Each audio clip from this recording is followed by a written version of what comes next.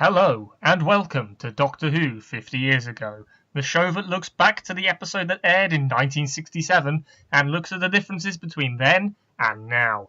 This week, episode 1 of the Faceless ones, the one with Malcolm Hulke and some other guy named David Ellis. One's name is Ben. One's name is Luke. One's name is Nick. And here we are, and here we go into the news from 1967. On Sunday, the 2nd of April, a UN delegation arrived in the Ardennes as it approached independence. And they will leave 5 days later, accusing British authorities of a lack of cooperation, whilst the British say the delegation did not contact them in advance. So the British are being unhelpful as ever when it comes to decolonisation. Never mind active resisting of independence, now they're annoying the UN. Oh, how dare they. Later on it gets kind of caught up in Cold War antics because there's amazingly, the least talked about North-South kind of divide of countries, or East-West. You had East-West Germany, North-South Korea. You also had North-South Yemen on both sides of the Cold War divide. Ooh. So I learned something today. Yeah. On Tuesday the 4th of April, Martin Luther King, 1 year away from his death, denounced US involvement in Vietnam in a speech. Vietnam remains contentious in America, as does the issues of racial violence, ghettos, and African American rights, all jam-packed in one lovely speech in New York City. Johnson is beginning a terminal decline.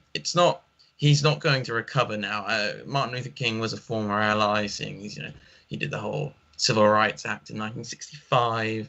That's only a couple of years earlier. But what we're seeing is Johnson's sort of leftist credentials are starting to kind of crumble. The big society is sort of being overtaken by his fixation on Vietnam. The president's popularity is directly correlated to how the war in Vietnam is going. Yeah, and so because people who are of the left, especially the younger generation who are definitely more of the left, no longer feel that the president represents them, and he is meant to be a leftist at least, or centre-left. They are now seeking more radical routes to kind of get their message heard or to express themselves, so that they are no longer trusting the president. And it all flares up to a head at the Democratic National Convention in a year's time. Yes. Which is not a pretty sight. But that's then and this is now.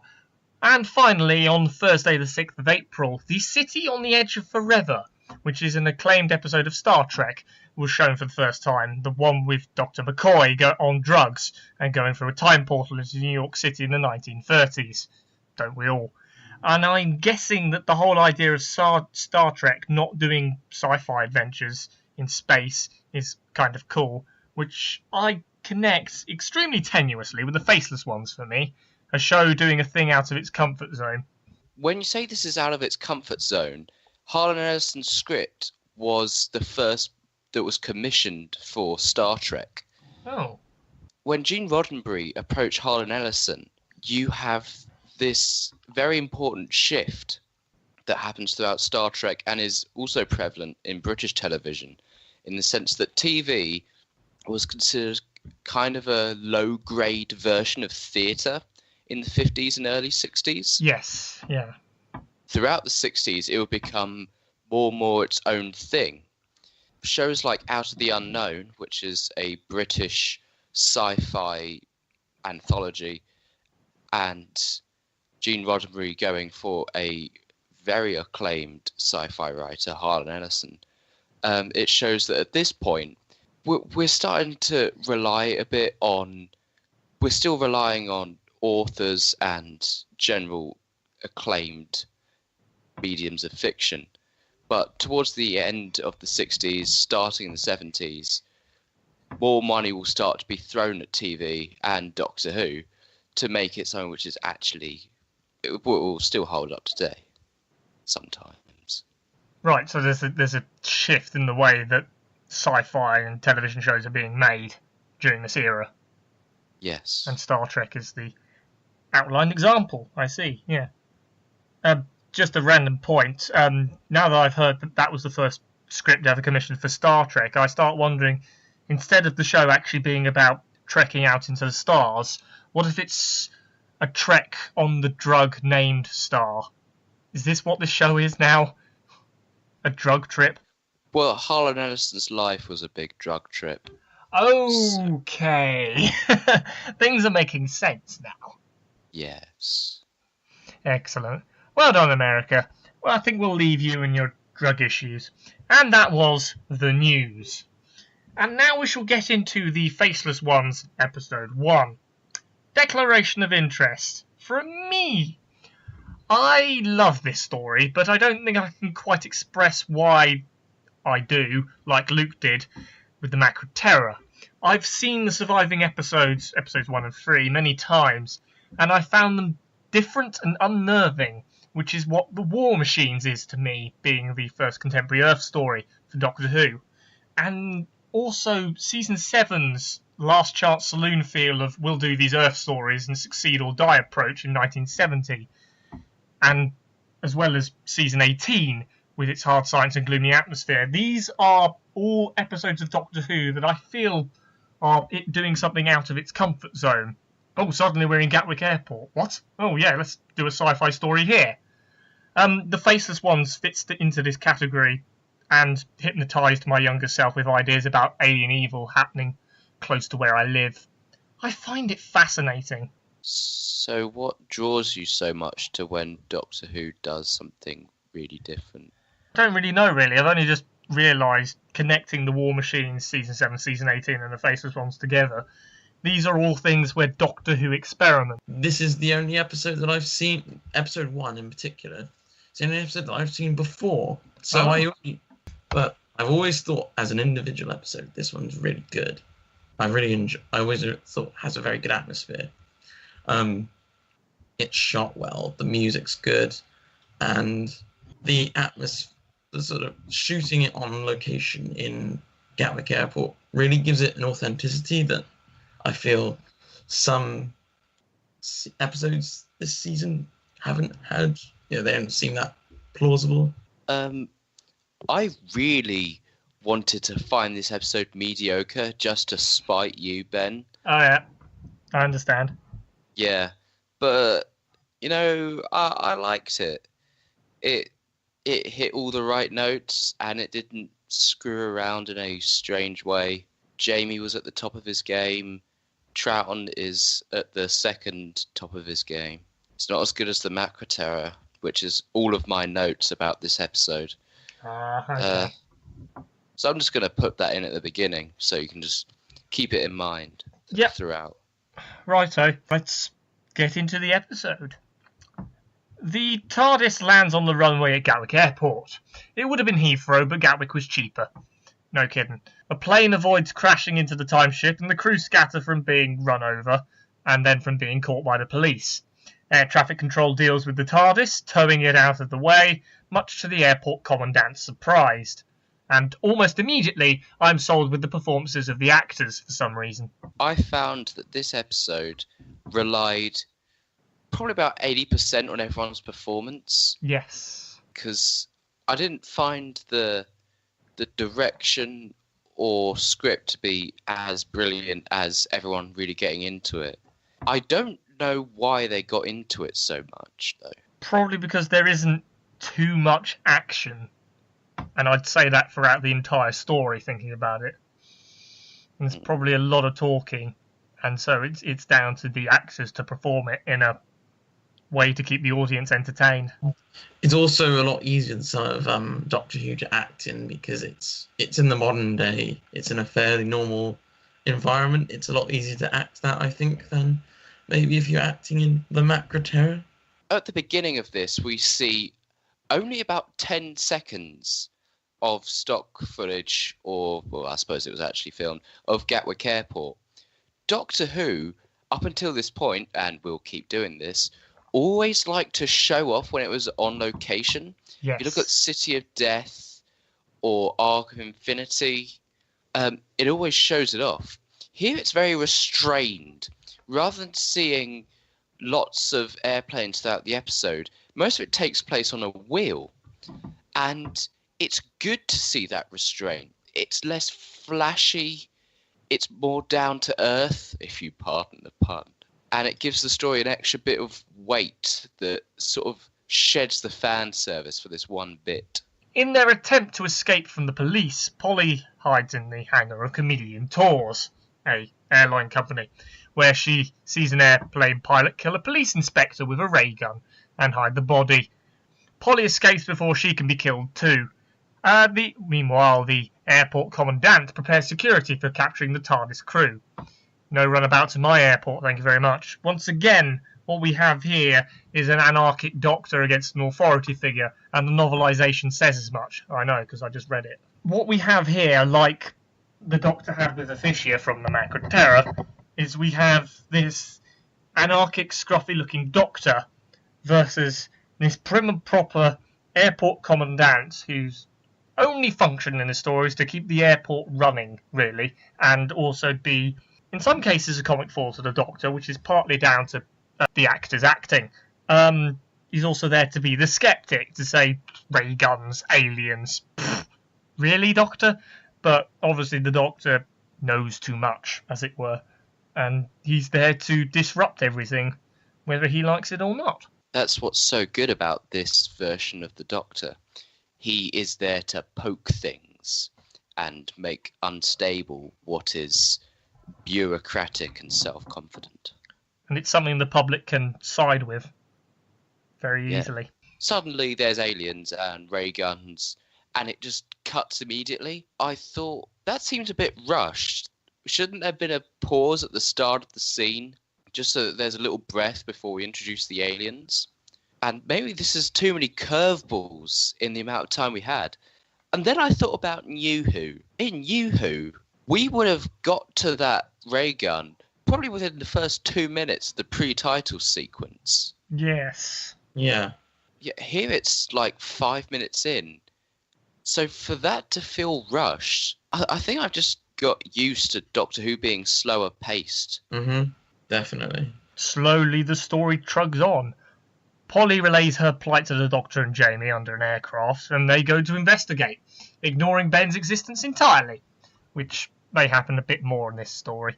The airline pilots arranged to remove the body of the inspector, who was onto their nefarious plans, as well as other evidence, including a briefcase, but not before the Doctor and crew examine the body. It seems he was electrocuted by a gun, a future gun. The pilots worry about the Doctor's knowledge of future guns, and decide to kidnap Polly with a pen device while the Doctor's not looking. Here we have evil villains being very deliberately evil. Do you think it harms their Hulkean characterizations to be so obviously evil? It could do, I suppose. Well, no. Let's face it. They deliberately murdered him in the first 2 minutes. They've got to be evil for some reason. Well, you say they're evil, but I mean, they seem... you don't know what they're doing. They're clearly behind some sort of conspiracy. See, this is what... To me, what it feels like this whole episode is there's some sort of conspiracy, and... We've got to get to the bottom of it. That they very much seem like people who have, to them, the ends justify whatever means they're using. But at this point, we don't know what their end is. It's almost more of a mystery.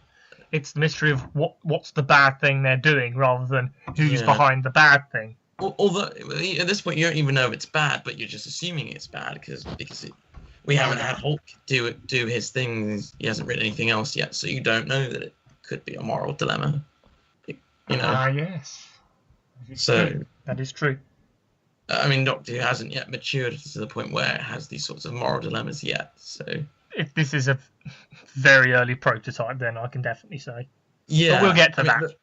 Yeah. The Doctor and Jamie go to the authorities, the ones looking for them, at immigration.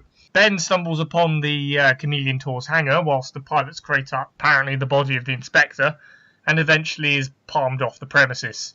The airport commandant eventually comes in to question the Doctor and his suspicious manners, and then they go to the Chameleon Tours hangar to investigate the murder, because we've got a human madman. Oh, is this the bit where Jamie says to the Doctor, "What's a passport, Doctor?" And then the Doctor replies, "Some sort of official mumbo jumbo." Is that? Yes, it's essentially screw the authorities. I don't need identity papers. I can go wherever I please. I just love that particular bit where he doesn't care what a passport is. The commandant believes he's just an anarchic freak playing a terrible practical joke, like the practical joke of parking a TARDIS on a runway. He is the proto Greenpeace right now, the Doctor. Oh, actually, you just saying that, I just remembered. Here's something that New Who and Classic Who has in common. Whenever something weird goes on, people think it's a prank. Students. Yes, the youth. Rose, Rose thinks that it's students, and in this, the Commandant thinks that it's students as well.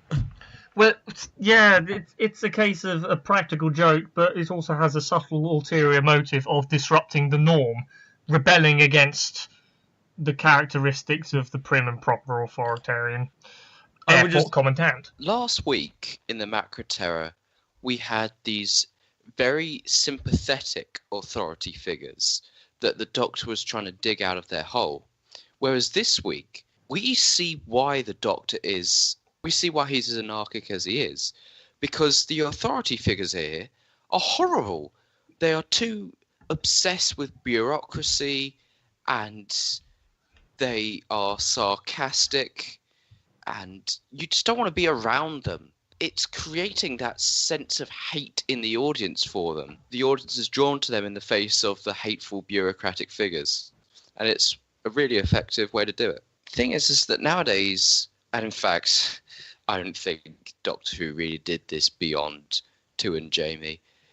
You don't really have that double act. And that was a lesson in learning about the relationships between characters and how best to write them. The pilots deal with some postcards, whilst Polly is said to have been processed. And then they open a cabinet and inject a body with something or other, before the Doctor and the Commandant investigate the lack of a body. But the Doctor finds a postage stamp, burnt fibres and a burn mark, so that's enough to tide us over till next week.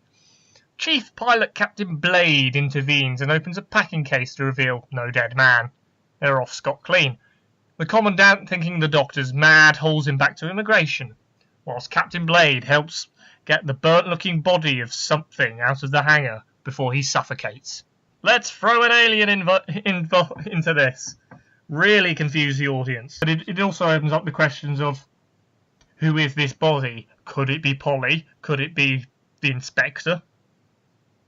Or is it a third party? It's setting up the cliffhanger and everything that apparently needs to be resolved next week, or at least in the next 5 weeks. What's really interesting about the Faceless ones here is that the TARDIS crew are running around pretty much hopeless in the midst of the climax of the villain's plan, basically.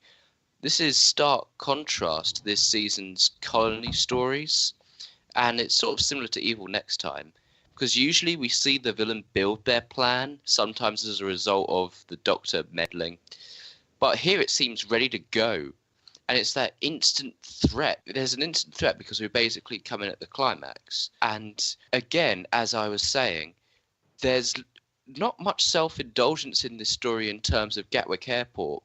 It feels very realistic, and there's an extra layer of brutality to it. It's not just the woman's been kidnapped, it's that the woman may be like completely altered beyond belief to the point where she doesn't even recognize the Doctor, which is a lot scarier. Back at immigration, the Commandant attempts to question them, but then Polly arrives at the desk. But Polly does not recognise the Doctor, because she's probably not Polly. Find out next week. The Chameleon Tour's pilots walk their body to the medical centre through Gatwick Airport without anybody noticing. This body is a seemingly burnt bipedal creature, struggling to breathe. Dum dum dum. Here you have the wrap-up, the reveal, sort of this alien with no face. The body horror that is injected into the viewers with the final shot of the episode. And so therefore you start asking your questions of, what are these alien pilots doing with this strange alien-like body in Gatwick Airport? It's all set up rather nicely. Can you link it to Doctor Who in any other era? It's the classic concept of the monster reveal at the end of episode 1 in long passes. I guess it harks back to the Daleks and is continued in other stuff. I can't think of which ones. What's interesting about this one is that in most villain reveals, the villain is an object of menace. Whereas here, he's struggling to breathe, his face is all burnt.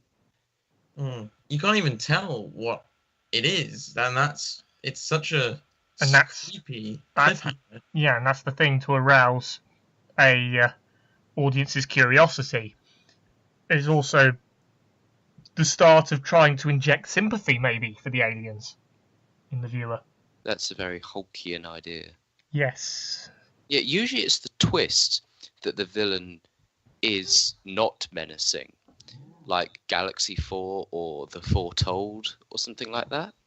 But here, it starts off essentially with they just want to survive. We come in at the climax of their plan to survive. And it's that same grittiness I was talking about.